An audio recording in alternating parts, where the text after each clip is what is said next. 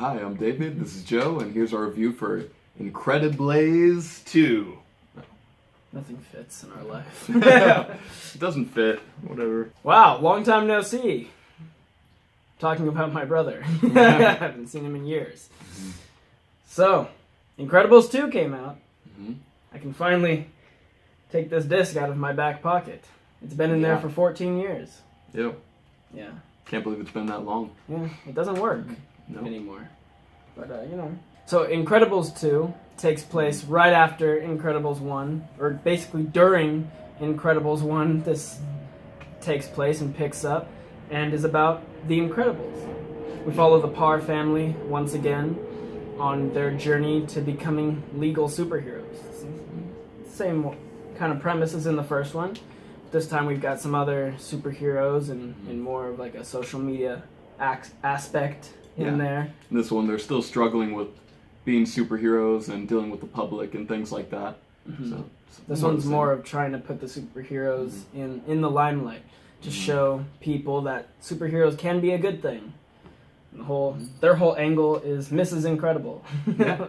So instead of Mr.Incredible in the first one kind of taking the reins as our main protagonist. Now Mrs.Incredible jumps in and she steals the spotlight. Yeah. And like she's supposed to. Yeah. Alright, so a quick rundown, just a few things you need to know about it. Are your kids gonna like it? Yes. Are you gonna like it? Probably. I will rate it let's say 4 out of 6. Okay. So it's just your average good kids movie. Yeah. You know. See, this is where I think we're going to start to disagree. Like, I liked this movie a little more than my brother. I would give it probably a 5 out of 6. I think it was incredible. Ew. I really enjoyed the first Incredible, and I thought this one was just as good, if not. I liked it maybe a little better. No. For me, I don't know. It felt a little generic. Like your average superhero kind of action movie for kids. And, I mean, it was everything I thought it would be. So I'll give it that. Like, it was entertaining and it's a good kids movie. So shouldn't have really a lot of reason to complain. Except for Pixar made it. And I feel like when Pixar comes out with something, they set the bar really high, so the expectations are always up here. And when you come out with something like Coco, which is just a great, powerful story, and then you come out with something with The Incredibles 2, it's not really fair to compare them or put them in the same category. But because they're both Disney Pixar, I feel like I have to, like my mind just has to compare them. Will. Yeah. And when you compare it to something like that, I don't know. I think I wanted something more. I mean, it's very lighthearted and great, for a kids movie, but I don't know. Something like Coco had more emotional weight to it, and even in a kids movie, I mean, it still really worked well. And so I don't know, especially with the family, I would have liked some more like heartfelt moments. Right. I think they definitely have a couple of them in there. None that hit as hard as something like Coco. Yeah. But they have some moments with the dad, and dealing with these kids that are sweet and try to pull on your heartstrings a little bit, but they don't. I feel like they weren't trying as hard as.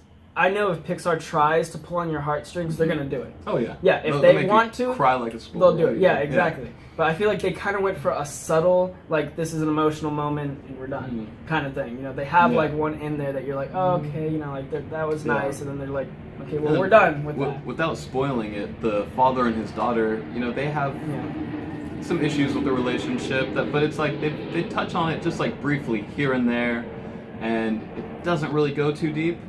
And without spoiling anything, like even there's a scene at the diner, and that scene that you're talking about, I think was hilarious. Yeah, it was funny. Yeah. And then like after that, and then I don't know, they moved from one thing to the next, and without spoiling it, like they don't really go too deep into anything, I guess. Right. It's just what I can say about it, and it makes me wonder, like.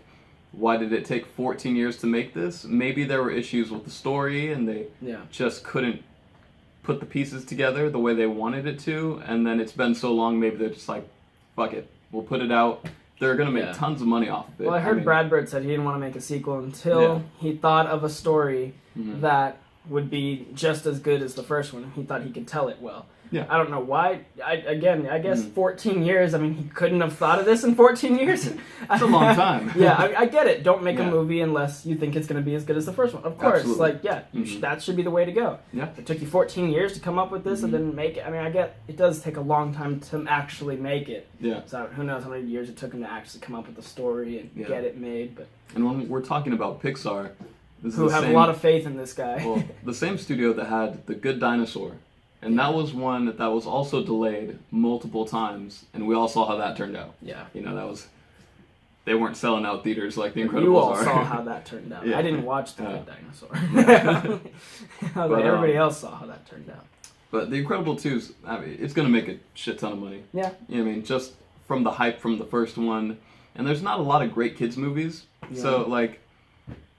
Especially not ones that you want to take your kids to see because you don't want to go see it. Exactly. Because a lot of parents are going to be like, oh, like the Sherlock movie, not to throw these movies under the bus that I haven't watched, but like these other kids movies it could be good, but people like see them and they go, oh, I don't want to watch that, and their kids are probably like, I want to go see that because it sounds selfish, but as a parent, I mean, I feel like my expectations are kind of high because I've seen so many kids movies that are great for adults also, that the adults can, you know, enjoy some jokes here and there, and the story still be good, and it be a kids movie. So now it's like, if you come out with a kids movie that's just for kids, it's a little disappointing. Yeah. And you're less likely to see it.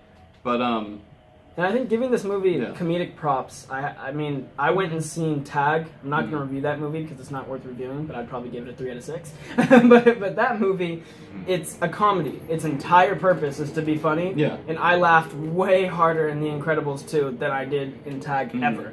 And Tag was mostly just chuckles. And in this movie, even watching it with my friends who are all around 18, 19 years old, we were cracking up super hard in that scene that you're talking about, the diner kind of scene. And many scenes with Jack Jack. Jack Jack to me was probably like my favorite parts. Is anytime this child was in the movie, and Jack Jack's in the first one, you see little hints of him having powers at the very end of that film, and in this film they just explore that a little more, and it's it's hilarious anytime he does anything. Jack Jack has a relationship with a raccoon akin to Peter Griffin with the random rooster, chicken. random chicken mascot guy or whatever. Yeah. And it's without saying, you know, probably one of my favorite scenes in the movie. No, and it has nothing to do with like being a superhero. It just had to do with this kid leaving the house. Yeah. And it was great. And so, I mean, really can't complain. Yeah. It does a lot of things well. Your kids are going to love it. If you judge it as a movie, like, can we go see this as a family and have a good time? Absolutely. Yes. Yeah. As a Pixar movie, I wanted a little more. Yeah, I understand that. I think, and it really... how much did you like the first Incredibles movie? I think if you loved the first Incredibles movie, I mean, chances are you're going to love this movie too. It's a lot more of the same. A lot more of the same thing. So it's just here. Same. Exactly. More of that. Which is why a lot of people are loving this movie. Like my friend who went and seen it with me, he loved the first Incredibles. It's probably his favorite Pixar movie, he said. So watching this one, he loved it too. If you were kind of like, oh, I liked The Incredibles, but it wasn't, my favorite Pixar movie, or it wasn't as good as a whole bunch of these other Pixar movies, you're going to go in this one and think the same thing. Yeah, it was good. Not as good as these other Pixar movies that I like better. Yeah. I think it just depends, how much do you like these characters and the way Brad Bird directs this movie. All right, well, I think that wraps it up, or sums up what we've thought of the movie. Let us know what you thought and where this ranks among the other Pixar movies. Right. For you. All right. Well,